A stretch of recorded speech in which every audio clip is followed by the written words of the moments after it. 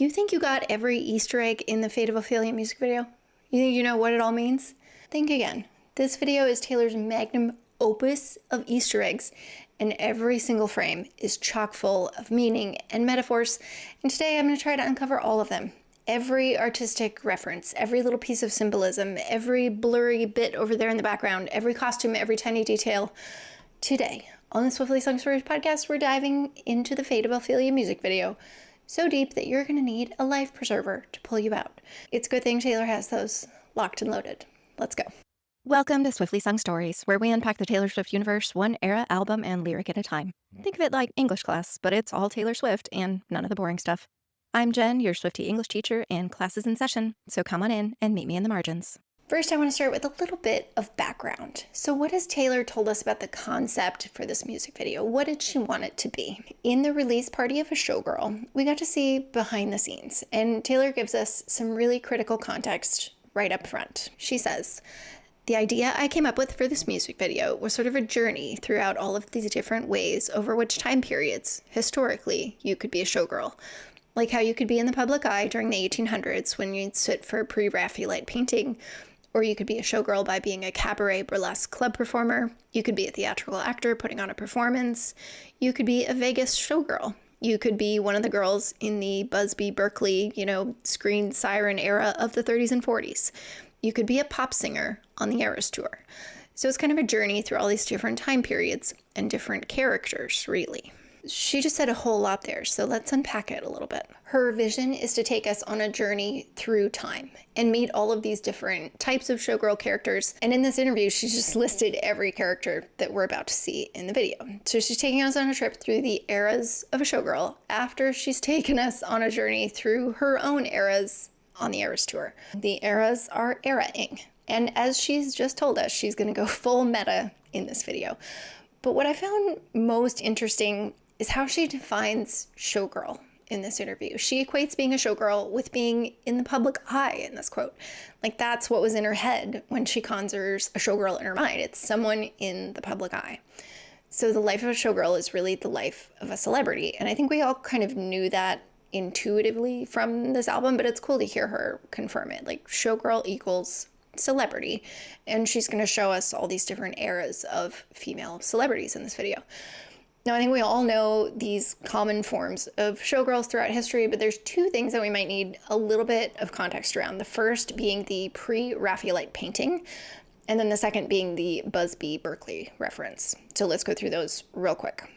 A Pre-Raphaelite painting is a genre of painting. It was an artistic movement in the mid-1800s in which this group of painters and poets and other artists decided to reject what was happening in the art world because they thought it was boring. They were rebels and they started painting using these different techniques, so really vivid colors and really realistic depictions of the human form and of nature. Now it's called Pre-Raphaelite because they wanted to go back to a time before art became boring and monochrome during the Renaissance. And the Renaissance really started with Raphael. So we're going to see references to a few Pre-Raphaelite paintings in this video. Now, Busby Berkeley, whom Taylor is going to mimic in the Life Preserver scene, was a choreographer, and he was a film director in the 30s and 40s. He was known for creating these elaborate showgirl dances, and he choreographed these complex geometric patterns that formed, quote unquote, a kaleidoscope of legs. And this is important, and the choreographer she's referencing, because there's a lot of kaleidoscope imagery in this album. First, on the cover, where this bathtub image is kind of fractured into these geometric pieces, and then in every lyric and visualizer video where we see Taylor essentially through a kaleidoscope lens. So I think that's partially what she's referencing here with all of this imagery, but there's also a larger significance to the kaleidoscope that we will get into when we dive into the music video scene by scene. One interesting quote that I found out about Busby Berkeley was, "Berkeley always denied any deep significance to his work, arguing that his main professional goals were to top himself and never repeat his past accomplishments." I don't think Taylor would agree to the lack of significance in her work. I certainly don't. But I think we know that our favorite girl is always trying to top herself in everything that she does. She's competing with herself, and she definitely tops herself in this video, that's for sure. So she's told us what her goals were for the storytelling of this video, Showgirls through the eras. But what about her larger story that she tells in all of her videos, because just like her albums connect last song to first song, her music videos sometimes do the same thing. In the end of the Cardigan music video, for example, she's sitting cold and alone at the piano. Then in the beginning of the Willow music video, it picks up where Cardigan left off. We're in the exact same shot. She's alone at the piano, soaking wet. Willow ends with her walking out the door of the Folkmore cabin, walking away from us, hand in hand with her lover. The music video that comes chronologically after Willow is Antihero, and Antihero picks up where Willow leaves off. She's still facing away from us, but this time she's sitting at a table and she's alone. The lover is gone. So when we're talking about Taylor's storytelling, it really helps to look at the whole trajectory, the whole narrative, so we can get this complete picture, because she is always writing this larger narrative and she loves to stitch these pieces together. So where were we before the Fate of Ophelia? Where we left off in her scripted music videos was with Fortnight. Now, I'm not counting the I Can Do It With a Broken Heart music video, because that was more of a trailer for the docuseries. It wasn't a big, scripted production like this. But Fortnight is, of course, her video that takes place inside the Tortured Poets Department, where they study the minds of poets to try to figure out what the hell is wrong with them. Post Malone plays her fellow tortured poet and love interest in this video. And in the very last scene of the Fortnight music video, she's nearly drowning in the rain. She touches Post Malone's hand, which reflects the line, "It won't start up till I touch, touch, touch you." But this imagery shows us that the touch is what's going to save her. She's isolated on top of a phone booth on a cliff in the pouring rain. There's potential for her to drown, but also a potential for her to be saved. So keep that in mind as we dive into Ophelia. She was previously drowning and in danger, but there was a glimmer of hope. And that's exactly where we're going to pick up in the Fate of Ophelia. So let's get into the first scene in our frame-by-frame analysis. As the video starts, we are in this elaborate Art Deco theater. So she's setting up the world in which the life of a showgirl is taking place. And most of her videos for each album seem to take place in the same kind of narrative world, in the same universe. So I wouldn't be surprised if we do get any more music videos for this album, that they probably take place inside this theatrical landscape in one way or another. We start off with a wide shot of the lobby of this theater. And the first thing is that we notice is in the center, Ophelia is written on the carpet. That is our first Easter egg, but there's so many more to come. In this scene, there is a person vacuuming next to a cleaning cart. I think it's Sam from the Eras Tour. And the cleaning cart is, of course, a reference to the Eras Tour, the little hidey hole which transported her to the stage. But there's also significance to this cleaning going on. It's a metaphor for after the show ends. After the Eras Tour has ended, there's glitter on the floor after the party, and we're cleaning it up. So she's left us a ton of Easter eggs in just this opening shot. So let's go top to bottom. This opening scene was filmed at the Los Angeles Theater, where Taylor also shot some scenes for Delicate. That's probably where you recognize it from. So there's our first reference to Reputation, and we're going to see a few more. So up on the balcony in the center, behind that giant chandelier, there's an old-timey portrait of Taylor with Max Martin and Shellback, who were the producers that she co-wrote this album with. Now, on the railings of the balcony, there's the word "the" in the design of the railing on the left, and the word "fate" on the right railing. Then as we move down the stairs into the center, the word "of" is on the carpet. And then, of course, in the center of the carpet near our cleaner is the word Ophelia. So she spelled out the title in this really clever way using the entire theater. Some Swifties have pointed out that the mirrors that are on either side of the balcony look like the fire heart emoji that was used, to promote this album on socials. They do kind of look like that, but these are just existing decor in this theater, so I think it's just sort of happenstance and luck instead of intentional. Down under the balcony, there are 4 posters in these ornate gold frames. They're really hard to see, especially because the camera is about to move so fast. But on the far left, the poster says Female Rage.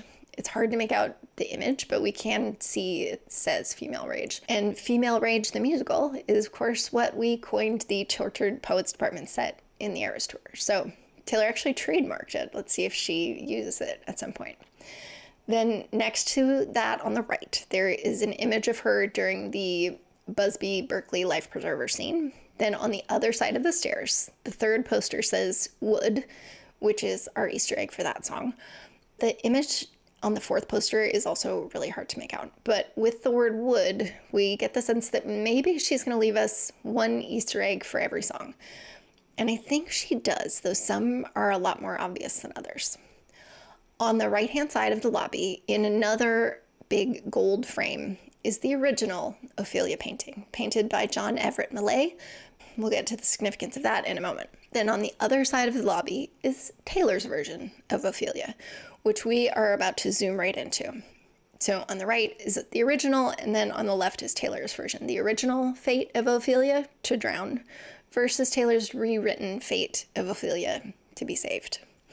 So just as we start to focus our perspective on Taylor in this painting is when the drums for the song kick off. And that's our cue that this painting is important and the action is about to start. So we zoom through this huge frame and we see it's Taylor in a white flowy gown laying sort of inside this painted backdrop. Taylor is the drowning, or not quite drowning, Ophelia. She looks incredible. And I remember being in the theater for the release party, and this was one of the moments where the entire audience just gasped. But this doesn't look much like the style of the original, super famous Millay Ophelia painting that she just showed us in the lobby of the theater. And even though she's definitely referencing it, especially on the album cover, it seems like she's also drawing inspiration from another less well-known artist. So let's have a look at another Ophelia painting. This is Friedrich Wilhelm Heiser's version of Ophelia, painted around 1900. And he was a German Art Nouveau painter. His Ophelia is essentially a reinterpretation of the Millay Ophelia. And Art Nouveau is kind of the child, the natural successor of the Pre-Raphaelite movement. So there's some correlation there in the style. It seems like she's made a mashup of both of these paintings for her version, her rewrite of Ophelia. From the Millay painting, she's taken the reeds on the left and she's used this eyes open pose. But from the Heiser painting, she's used more. She's used the same color dress, her arms and her hands are in the same position, and the background and all of the foliage looks really similar with this weeping willow and all of the poppies, which of course reference Willow and the Great War.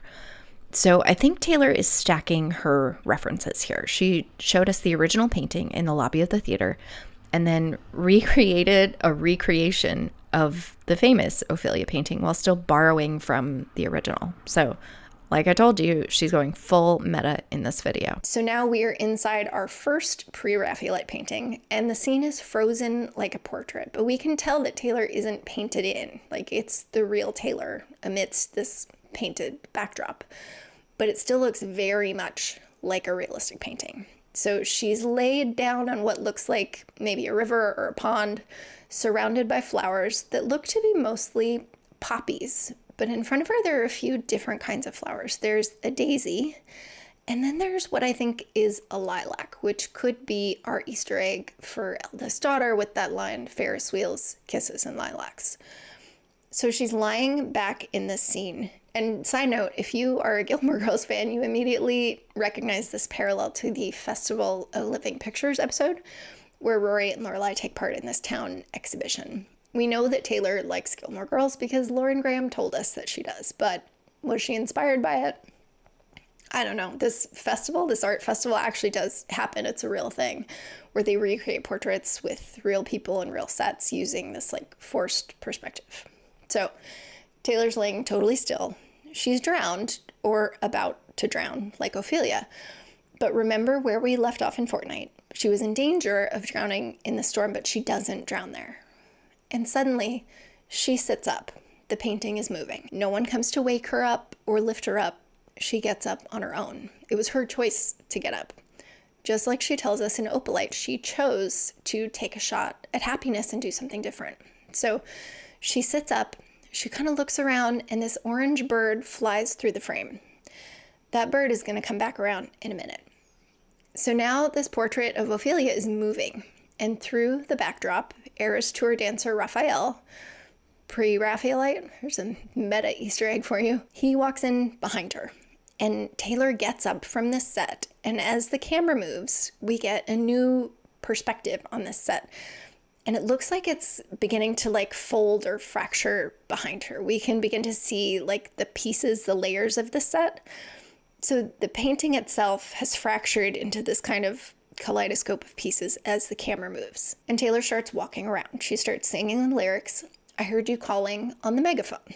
Behind her is another one of the Eras Tour dancers. They're all going to appear in this video. They have a megaphone and they're yelling into it. Now, Taylor points to that as she says megaphone. And I think we can all agree that the megaphone not only ties into the whole imagery of this album, it was used a lot in like the promo and the merch, but it's probably also a metaphor for Travis calling her out on the New Heights podcast, saying he was butthurt that he didn't get to meet her. That's how their love story began. So she's walking through this changing set while she's singing the lyrics. We see an exit sign with 12 orange stars hanging over it in the background. The exit sign we'll get into later, but we also see her backup singers dressed in the siren costumes that they'll be in for the ship scene. So they're underneath these 12 hanging stars. And that portion of her band, her backup singers, as a band, they're called the Starlights. But this is also interesting because it means that the Ophelia scene and the ship scene take place in the same universe or the same film studio, because we see these characters in both places. And it makes me wonder, are all these different productions, are these all supposed to be a part of the same project? Like in this theater, are all these different characters filming one thing and we just see these different scenes? It's intriguing. So as she's walking around this sort of fractured set, she sings the line, "You want to see me all alone." She walks in front of a new painted backdrop, which is this balcony scene with this kind of Tuscan landscape in the back, which could allude to the famous scene in Romeo and Juliet, the Romeo, Romeo, wherefore art thou, Romeo scene, kind of like calling on the megaphone. This new set quickly comes together around her, and she is all alone, posed in this new portrait. A gold frame comes in and frames her in this new portrait scene, with the orange bird landing on her finger. In the frame, there is this still life table with a loaf of her famous sourdough on it. And in the behind the scenes, Taylor is super excited. She's like, "Can my bread be in the music video?" Like, she's asking permission. Like, girl, you're the boss. Like, do whatever you want. You could have 45 loaves of bread in that shot if you want. I just thought that was hilarious. So in this still life part of the portrait, there's her bread, and then there's also a peach and a string of pearls. The peach and the pearls are an Easter egg for the lyrics of the title track, The Life of a Showgirl. "You're sweeter than a peach, and took her pearls of wisdom, hung them from my neck." So then behind her on this painted balcony scene is a cat statue. This could refer to Kitty from that same song, or it could just be that Taylor wanted one of her cats in the video. Either or both. I think this particular cat is Olivia Benson, but I could be wrong. But what is this painting that she's recreating here? I can't find anything that matches perfectly, and I do think it could be referencing that famous Romeo and Juliet balcony scene. But another possibility crossed my mind was another Pre-Raphaelite painting, this one by John William Waterhouse, and this one is called The Lady of Shalott. In that painting, we see a woman with long red hair in a very similar dress to what Taylor is wearing here, except she's sitting on a boat instead of standing in still life on a balcony. The lady in the portrait looks a lot like Florence Welch, by the way. So this scene itself is pretty different, but it's these thematic parallels that really intrigue me about this Lady of Shalott painting and versus the pose that Taylor's doing. So, of course, it's from the same artistic movement that Taylor talked about in the release party of a Showgirl. The Lady of Shalott is a visual representation of Alfred Lord Tennyson's poem of the same name, and it was painted by Waterhouse in 1888. So Tennyson falls mostly into the romantic genre of poetry, though he's not exactly of the same generation of all the poets that went to the lakes to die. He's kind of that same era. So the poem, The Lady of Shalott, tells a story about this woman who is in love with Sir Lancelot, but she's locked alone in a tower, forbidden to look directly at the outside world. She can only see life outside through a mirror, and she weaves what she sees into this tapestry that we see pictured in this painting. But one day she sees Lancelot passing by, and she looks directly at him, which she is forbidden to do. But she yearns for him. She can't help it. And in that moment, the mirror cracks, and this curse is now coming to kill her. She escapes her tower by boat, and she drowns, just like Ophelia. So there are many parallels here from the Lady of Shalott to Taylor's universe and to Ophelia, like Alone in My Tower, the Pre-Raphaelite painting, mirrors, curses, drowning. Like, that's too many to ignore. Now, are there paintings in the world that are more visually accurate to what Taylor's portraying here? Probably. I can't find any that make perfect sense, but we can see the parallels in both the Waterhouse painting and in the story of the Lady of Shalott. Just like the life of a showgirl who's alone in her tower, she can't look at or directly participate in the outside world. If she tries to go after the object of her desire, it all falls apart and she drowns, just like Ophelia. So let me know what you think in the comments of this painting and this scene in the music video. It's really intriguing. But right now we need to talk about the bird. It is a fully orange bird, obviously the color of the album, and the shape of it to me looks like a songbird, like a robin or a sparrow. And when she's posed in the first painting, when she's drowning, it just flies by really quickly in the frame. But when she's posed in the second painting, no longer drowning, it lands on her finger. It's hers now. And we're going to see it one more time in the final scene of this video. The bird is going to come back around. But what she's probably doing here is calling out to her Look What You Made Me Do music video from the Reputation album, in which she is trapped in a giant birdcage. And in the birdcage, she's wearing an all orange outfit. She is the orange bird in that music video. She's the orange songbird and she's trapped in a cage. Reputation was the last album under Big Machine Records, who would then go on to sell her catalog and initiate the master's dispute. So what I think the bird represents here is her catalog coming back to her. When she was almost drowning, the bird, her masters, were just out there in the universe flying around, but she's always reminded of it. Like, it's flying by, but it's just out of her reach. And then after she chooses to get up and not drown, the bird comes back to her. It's hers again, like it's home. But then it flies away again. It leaves her finger and flies away again. So that's almost like the situation is now past. Her music is now free from its cage. And as she moves away from posing in the second painting, we see this exit sign again in the background. Is this just an exit sign that has to be there because of fire codes? Like, maybe, but why would they leave it in frame and not edit it out in post several times or just cover it up while filming? So I think these exit signs are important. We've seen it twice and we're going to see it a bunch more times. So now she is walking away from the second painting and she sings the lyrics, and legend has it, "You're quite the pyro." Cam hands her a match, and we saw in the behind the scenes they were plotting this moment, and Taylor asks about the match. She says, "Is it the kind of thing where I can strike it on something weird?" So she planned this. As she's walking, she strikes it on her corset and tosses it behind her. And as she sings "You Light the Match Just to Watch It Blow," a fire breather behind her blows out this huge cloud of flame. So it looks like she lit the match just to watch it blow. The match flame was done in post, by the way, because we don't want to catch Taylor on fire. But the fire breather in the behind the scenes, we saw that that person was real. Like, it's crazy to me that people can do that and not die. So now we follow her as she pushes open this door to a backstage dressing room. And we're now moving into a new scene with a new showgirl characters in a whole new era. This whole scene, by the way, was shot in one continuous take. And every scene will be shot in one continuous take and then stitched together in post so that the whole video looks like one long take. And though I think this is just a really cool style, I think it's also very intentional. And what she's getting at here is the life of a showgirl. There are no retakes, like there are no second chances. And like she says in the prologue poem, every missed step is a misstep. You have to be on all the time and you have to perform. And then she's also kind of mimicking the quick changes on the Eras Tour, where one era seamlessly transitions into another and suddenly Taylor's in a new outfit on a new set. I think she's doing the same thing here with these different eras of showgirls. In the second scene, we enter hallway leading into a dressing room where we are going to meet this new cast of Showgirls as they get ready to go on stage. The hallway is painted in the sort of accent color of this album, this kind of aqua blue green.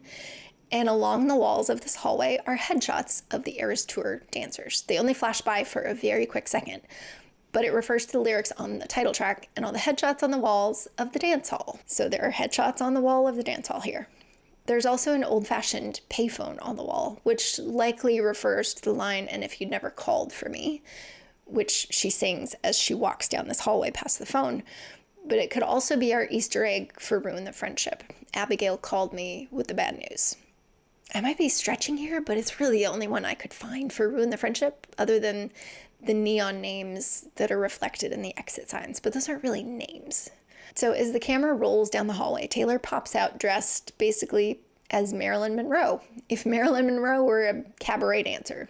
She's in this red sequin bodysuit, kind of similar to the Lover bodysuit, but more of like a vintage vibe, with these red satin gloves and a sequin garter, and she's got this platinum blonde wig and these retro style finger waves. She looks amazing. We follow her into the dressing room, which is painted the other color of this album, this deep orange. And in the dressing room are 3 chairs that they're about to use for this little choreo number. We see 6 other Showgirls, all other Eras Tour dancers, all dressed identically. And Amanda, when we enter, is bent over a chair in the vigilante shit pose. Taylor sits on a chair in the middle, flanked on either side and in the back with the dancers. So they do this little dance to the lyrics, "I swore my loyalty to me, myself, and I, right before you lit my sky up." In this dressing room are quite a few Easter eggs. The clock on the wall reads 10:03, which 10/3, October 3rd, was the release date of this album. On one of the mirrors is a photo of Travis, which she mentioned in the second prologue poem, which in this part of the prologue poem, it takes place in a dressing room. In the poem, she said, "Eyelash glue, a photo of him on the mirror, sweat, and vanilla perfume." This particular photo of him is apparently from a 2016 interview, which came out, just get this, it came out on October 3rd, 2016. In this interview, Travis was asked to play Kiss, Marry, Kill, and he chose to kiss Taylor. Should have picked Mary, but he gets to do that in real life and not a game. So Taylor also referred to this particular Travis interview in So High School with the lyrics, "Are you gonna marry, kiss, or kill me? It's just a game, but really, I'm betting on all 3 for us too." So on the mirror, there's also a picture of her grandmother, Marjorie, and there's some other photos that are really hard to make out. And there are probably other Easter eggs in this scene too, but the camera is moving so fast, it's really hard to see them all.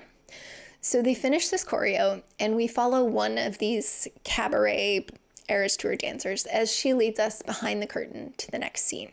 In the third scene, we go behind this curtain into another room, which looks like a club, like maybe from the 60s. It's this deep orange color. So the colors are doing a lot of work in this video thematically.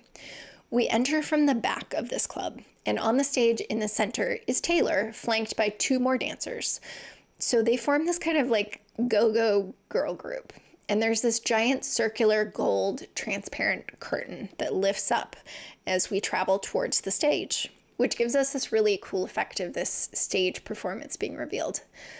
Taylor this time is in a black wig, very 60s style, with a dress made out of these black shiny diamond shapes. And it's in this like chainmail type construction, and the pattern looks like fishnet. It's all these tiny little diamond shapes. This is the first of 2 chainmail type dresses that she will wear in this video. And what is chainmail? Armor, meant to protect you. And she's referred to her costumes as armor before in the prologue poem, where she says, "The flesh-toned bandage wrap covered by skin-colored fishnets, because you will cover the wound no matter how deep it is." So she puts on her armor, and it covers human Taylor's wounds and protects Showgirl Taylor from being hurt. So it's like her Superman costume. So other than the dress, her hair and makeup styling in this scene here is very Elizabeth Taylor Cleopatra. Like if Elizabeth Taylor in Cleopatra was a go-go dancer. She's got this heavy winged black eye, this ornate stacked necklace. So she and these 2 backup dancers perform the chorus. All that time I sat alone in my tower, you were just honing your powers. Then the crowd joins in on this go-go dance. And here's where it gets interesting. The image fractures into a kaleidoscope, just like it does in the lyric videos. It's the only time it does this in the whole video. So what's up with the kaleidoscope imagery? We talked about the Busby Berkeley stuff, but I think there's another few clues here. A kaleidoscope is one image that fractures into many different pieces, each piece unique, and when they come together, they create something new. All these separate pieces coming together to make something beautiful. They're each unique in their own way, and then they form this cohesive unit. In the Eras Tour docuseries, she said that the Eras Tour wasn't when the pieces fell into place. It was when they all clicked together. So I think the kaleidoscope imagery in this music video and in all of the videos, especially since it features the Eras Tour cast, I think it's her symbolism for this clicking together. Like, they each brought their own unique talents. They had each done so much work to get to this point in their careers. And then when they came together, it formed this new, beautiful image, the Eras Tour.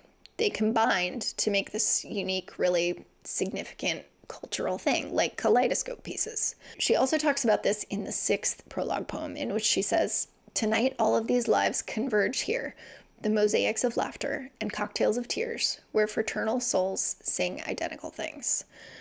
So this kaleidoscope, or this mosaic, is everything the Eras Tour was.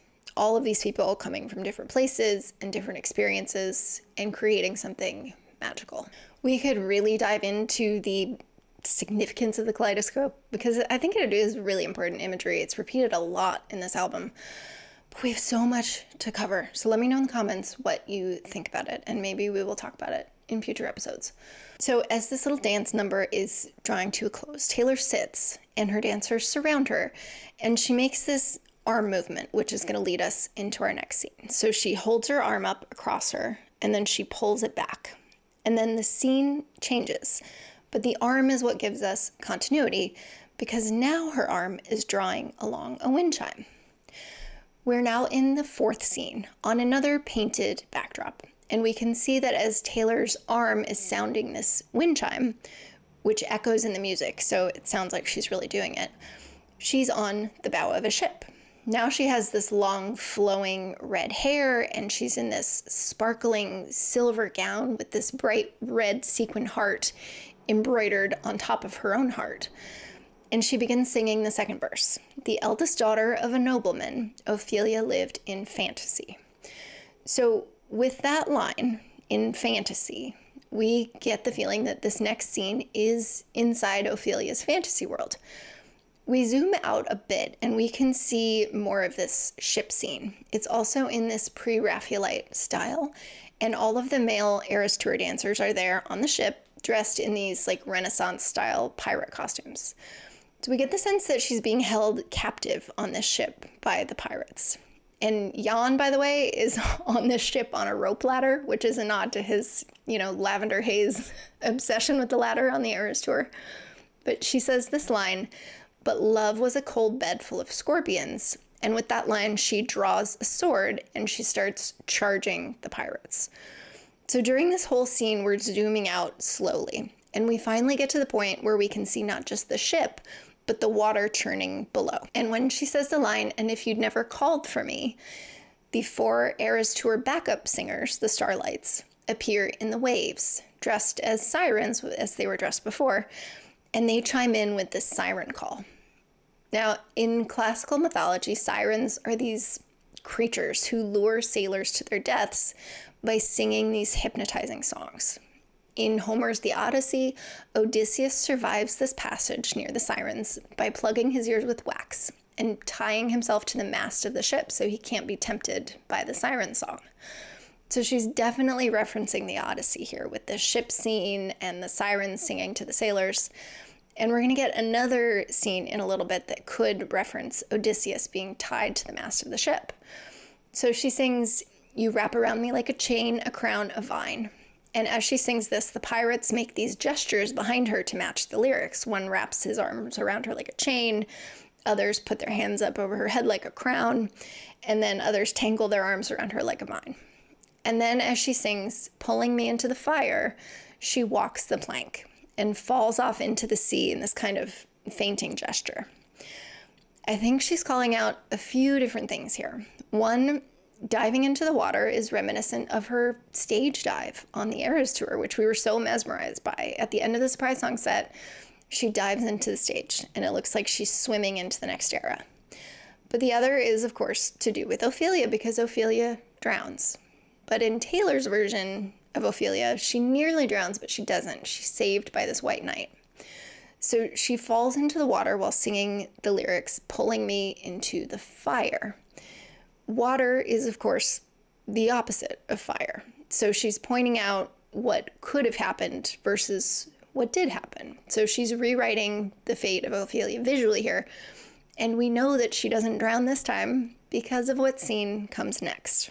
But first, we have to talk about what painting she's referencing or recreating here in the ship scene, because she's already referenced two Pre-Raphaelite paintings. So what is this one? The first scene was John Everett Millet's Ophelia. The second, in my opinion, is The Lady of Shalott by John William Waterhouse, which are both Pre-Raphaelite. So that kind of narrows down our scope of what this could be, because it is obviously painted in the same style. The first possibility that came to mind was The Sirens and Ulysses by William Eddy, painted in 1837. Now, William Eddy was considered the founder of the Pre-Raphaelite movement. And in the painting, we see Ulysses bound to the mast of the ship, trying to resist the siren song. In the foreground, the three sirens are pictured singing with the bodies of their victims at their feet. Now, the composition of this painting and the detail of the ship look very similar to what Taylor has created in the music video. But there is another culprit, and it's another Pre-Raphaelite painting. It's actually another Waterhouse painting, the same artist as The Lady of Shalott, and this one is called Miranda the Tempest. Now, all three of these paintings are not just Pre-Raphaelite, by the way, but all of them are artistic depictions of characters in classic literature: Shakespeare, Tennyson, and Homer. In this painting, we see red-headed Miranda in a blue gown that's not the same color as Taylor's wearing, but it's the same shape, it's the same cut. And she's staring out at the churning sea as the ship crashes into the waves. And her hand is over her heart. The heart on Taylor's grass could be symbolizing this Miranda's hand on her heart. Or, of course, "You Saved My Heart" from the Fate of Ophelia. One or the other or both. So the colors and the style of the sea is the exact same in Miranda as it is in the music video. And her hair is the same. So we see these visual parallels, but who is Miranda, the subject of the painting?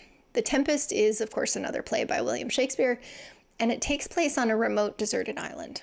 And on this island live Prospero and his daughter Miranda.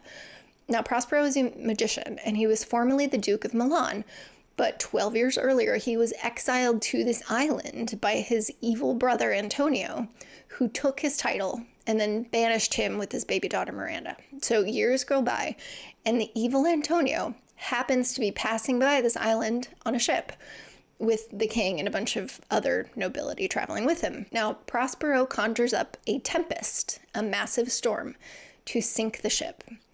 And in this painting, we see Miranda watching the ship go down, knowing that her father is probably the one responsible.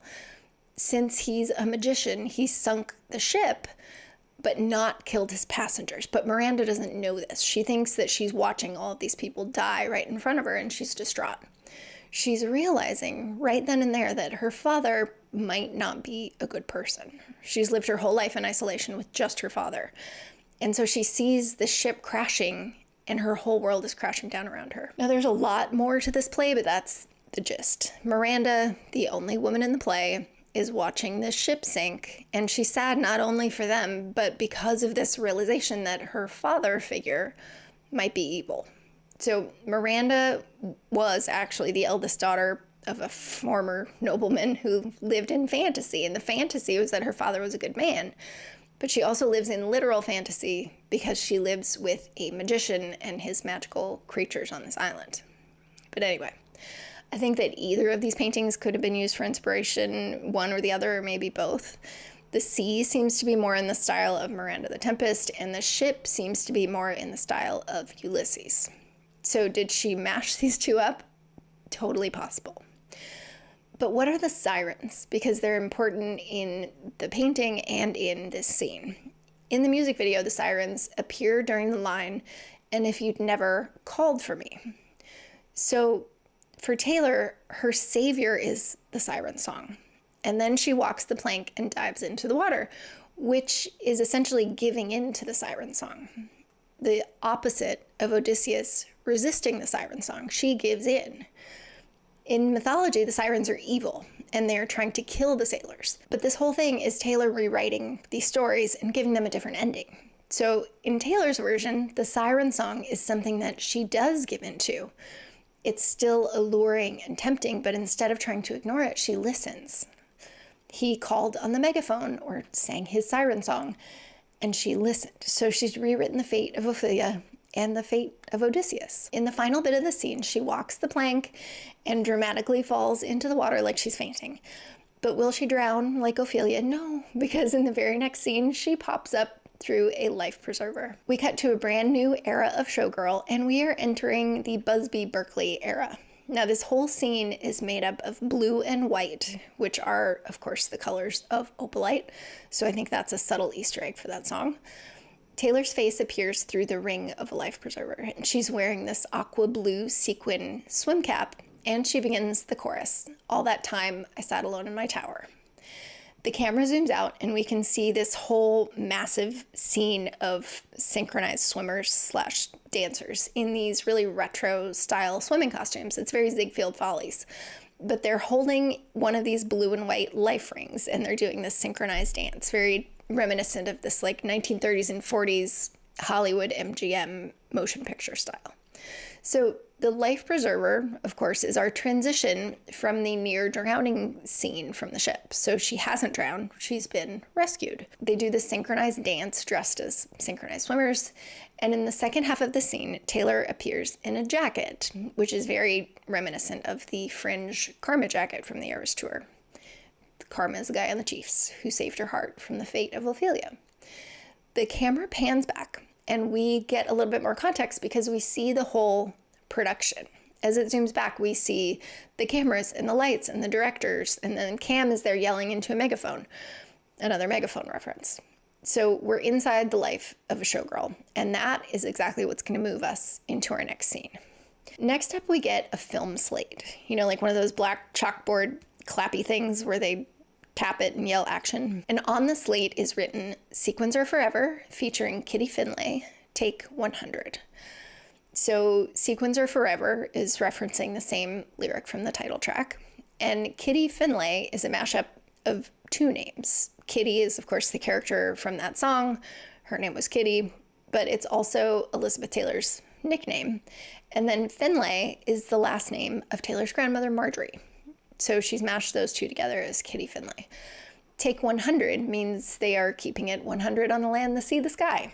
But also 100 means 13 plus 87. So Taylor's lucky number plus Travis's jersey, 87, equals 100. But also doing 100 takes.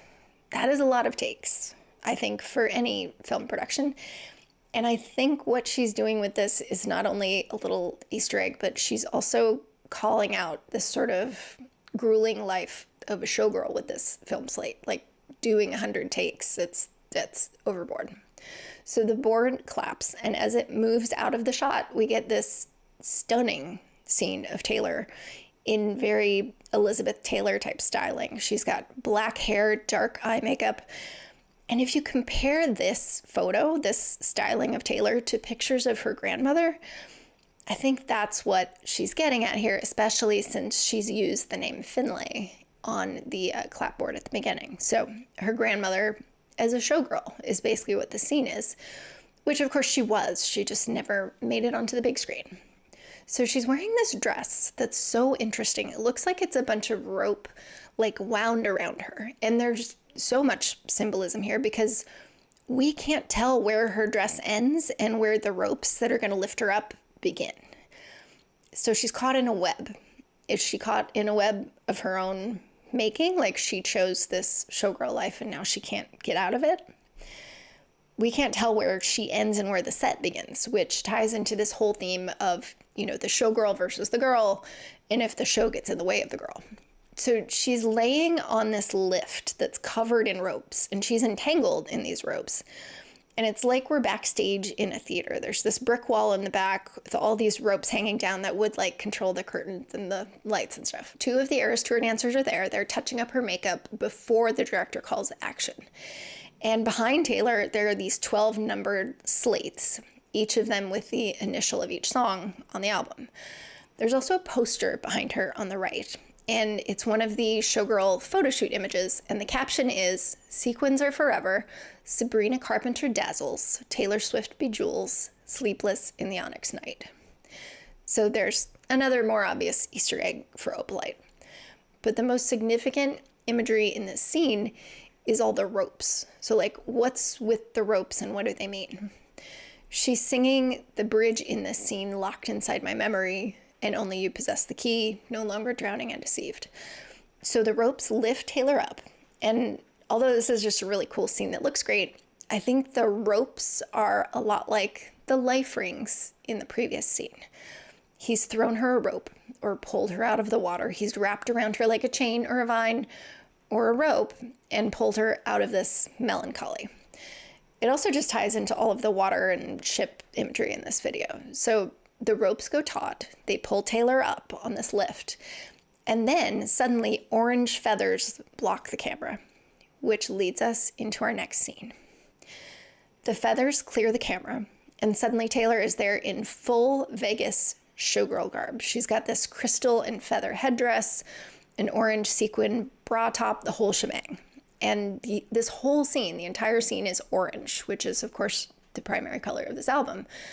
She's surrounded on the stage by the female dancers from the Eras Tour in the exact same costume, and they are straight out of a Vegas showgirl number, and they perform the final chorus. "You were just honing your powers, now I can see it all." There's not a ton to this scene. It's not as intricate or Easter eggy as the others, but it's still really impactful because it embodies what this album is all about, and they all just look absolutely stunning in these costumes. It is full out showgirl mode, and it's gorgeous. But I think this is also incredibly impactful because we've never seen this much of Taylor's body before. Taylor has never shown us her belly button. If you think about that, you'll find that it's true. She has never willingly shown us her belly button.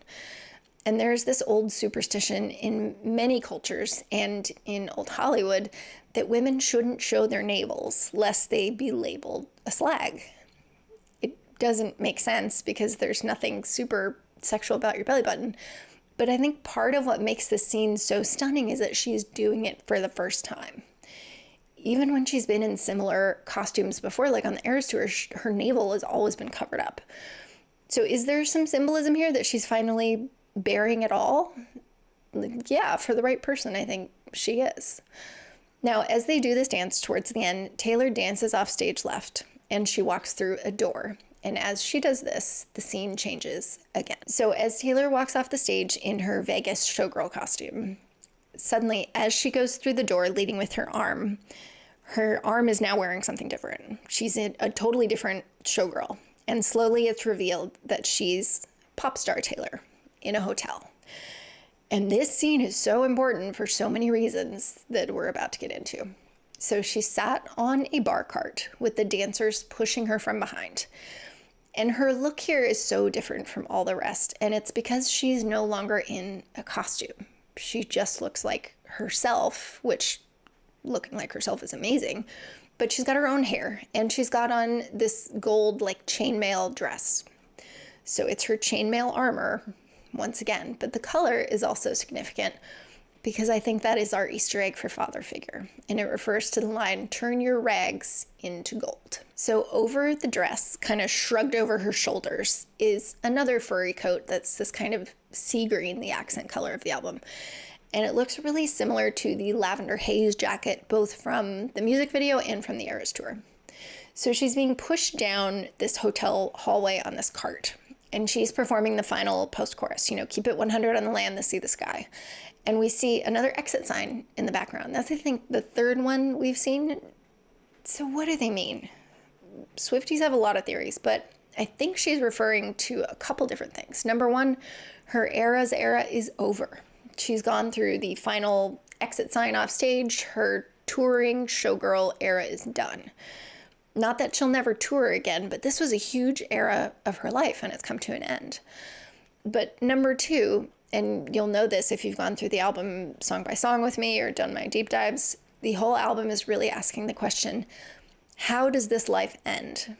And like, what does it mean that I chose it? And what does it mean that I continue to choose it? Will I ever get to have a happy private life when my life has to be so very public? Like, can I ever have both? So I think the exit signs are not only moving us out of the eras and into a new era, but I think this is this more existential question that it's hinting at of like, am I stuck in this life or do I have options? So as she's being pushed down the hall, popping out of another hotel room door is a woman holding a pink purse with a dog in it, which is our Easter egg for actually romantic. A toy chihuahua barking at me from a tiny purse. That's how much it hurts. So we go past this woman with the purse, and Taylor sings the lyric, "Pledge allegiance to your hand, your team, your vibes." And during the word hands, someone tosses her a football. She tosses it behind her during the word team, and then she hops off the bar cart and enters a hotel room with the number 87 on the door, which is, of course, Travis Kelce's jersey number. So now we're about to enter this climactic party scene. All of the Eras Tour cast is there in this hotel room. Some of the guys are dressed as bellboys. The girls are just kind of general like party goers. And Taylor enters and starts dancing and partying in this like really happy scene. And if you think about it, this is the only scene in which she's not working. Like, this is her time off, and I think it's supposed to reflect her time off. She is not being filmed. She is not in a crazy costume. She just looks like herself. In all the other scenes, she's been a showgirl doing her job. But in this scene, she's dancing, partying, having fun, having a great time. She's having a night off. And then as she sings the line, "It's about to be a sleepless night you've been dreaming of," her dreams are dashed. There's paparazzi in the window photographing her when she's just trying to have a good time while she is not working. She's off duty, and the paparazzi are invading her privacy. And this scene is a metaphor for the larger private versus public life of a showgirl. Like, do they ever get to have both, or does one taint the other? And I think this could also be our Easter egg for canceled, because what would happen if the public sees her doing something they don't approve of? They would cancel her or try to cancel her. She's spooked by the camera flashes and she runs into the bathroom. And as we move into the bathroom, we see very, very briefly, we see the orange bird once again flit through the mirror. He's not actually in the shot, but we see a reflection in the mirror, and it's for only like half a second, but it's there. So the bird has come back around in the very end of the video. I think what this is a metaphor for is her masters came back to her in the end. As we zoom in on her in the bathtub, she is now suddenly in this rhinestone dress that she's in on the cover of the album, in the same pose as on the cover of the album. There's an Oscar on the bathroom floor, which you can see as the camera goes by the way, which is our Easter egg for wish list. They want that Oscar on the bathroom floor. So the music dies down, and she sings the final line, "You saved my heart from the fate of Ophelia," while she is just barely head above water in the bathtub. So just seconds ago, she was having the best time, but then the outside world invaded her inside world. The public life ruined her private life. Her own star power is the thing that's brought her to the point of near drowning. So where this music video ends, we're at the same place as the album begins. She's recreated this album cover almost identically in this final shot. And this song being track number 1, it's cool that she's circled back to the beginning. But she's also bookended this narrative with being in almost the same pose, almost the same position, nearly drowning, but not quite drowning. So she's taken us on this wild ride through all of these different eras of Showgirls, but she ends where she begins. And if we get another music video for this album, I would not be surprised if we somehow pick up from this scene, either in her pose or in a bathroom or in the colors or in her outfit. Like, she loves to tie together these narrative threads in her storytelling. So keep an eye out for that. But what does it all mean? We've gone scene by scene, frame by frame, and what does it all mean? Like, zooming out, this music video for me isn't just the fate of Ophelia, it's the life of a showgirl. It's the entire album summed up in this one short film, because the life of a showgirl is to be in the public eye in whatever shape that takes, in whatever year that is. And it's to work your ass off and to give it your all and to perform nonstop. And then when you finally get some time off to rest and enjoy yourself or party in a hotel room, the public won't let you be. They're still trying to get a piece of you and catch you in a vulnerable moment so they can pass judgment on your life and on your character. The show will always get in the way of the girl. And I think that's what she's saying in this really elaborate visual storytelling, because there's only one scene where she is not on-duty showgirl. And in that scene, the showgirl gets to just be herself and let loose, but she's interrupted. And she's interrupted by her showgirl life, by her stardom. Because that's really what this album is all about. Her celebrity persona is always in conflict with her inner human girl, the real Taylor.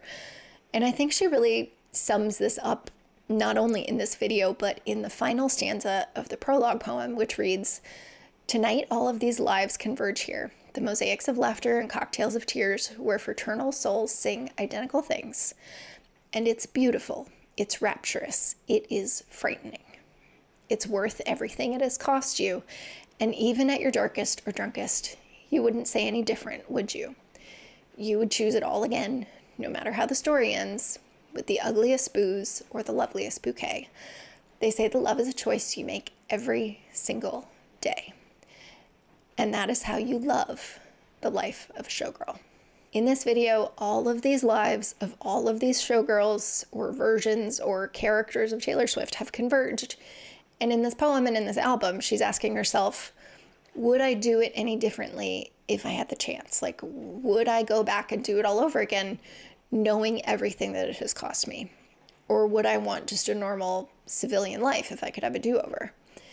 She thinks that she'd do it all again, no matter what, but she really is wondering, like, do I love this life? Do I need this life? And now that I'm happy in my private life, what does that mean for my public life?